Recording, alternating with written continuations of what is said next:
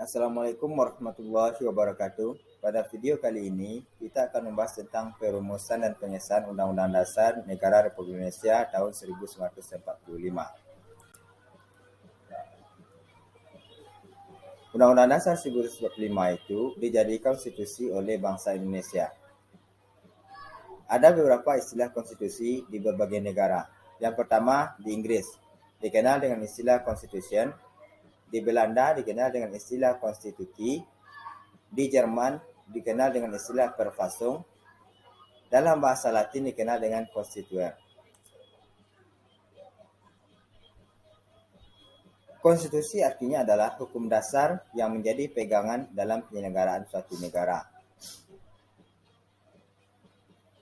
Tujuan konstitusi yaitu memberikan pengawasan terhadap kekuasaan politik dan memberikan batasan bagi pemerintah dalam menjalankan tugasnya. Konstitusi itu terbagi dua. Yang pertama, konstitusi tertulis. Yang kedua, konstitusi tidak tertulis.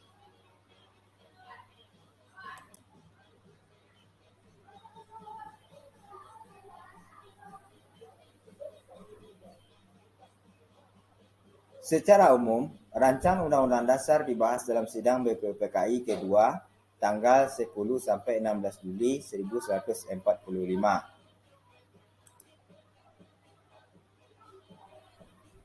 Pada persidangan kedua tersebut, BPUPKI membentuk panitia-panitia kecil antara lain: 1. Panitia Hukum Dasar, 2. Panitia Pembelaan Tanah Air, 3. Panitia Ekonomi dan Keuangan.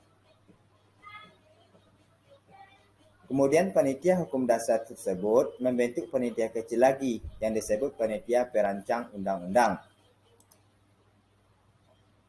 Tugas panitia perancang undang-undang itu adalah merancang isi undang-undang dasar.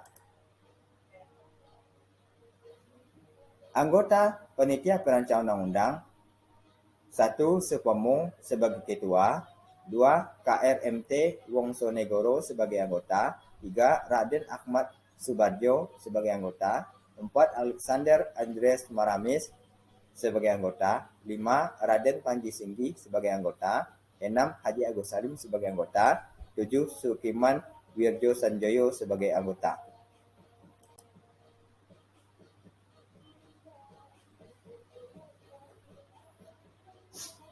Sidang BPUPKI kedua tersebut menghasilkan: 1. Pernyataan tentang Indonesia Merdeka, yang kedua pembukaan Undang-Undang Dasar, 3. Batang tubuh Undang-Undang Dasar. Setelah memutuskan 3 hasil sidangnya, maka pada tanggal 16 Juli 1945 dengan suara bulat naskah Undang-Undang Dasar diterima dalam sidang BPUPKI dan tugas BPUPKI telah selesai. Karena tugasnya sudah selesai, BPUPKI dibubarkan pada tanggal 7 Agustus 1945. Setelah BPUPKI dibubarkan, selanjutnya dibentuk PPKI. PPKI kepanjangannya adalah Panitia Persiapan Kemerdekaan Indonesia. Dibentuk pada tanggal 7 Agustus 1945. Tugas PPKI yaitu: 1. Meresmikan pembukaan atau preambul dan batang tubuh Undang-Undang Dasar 1945. 2.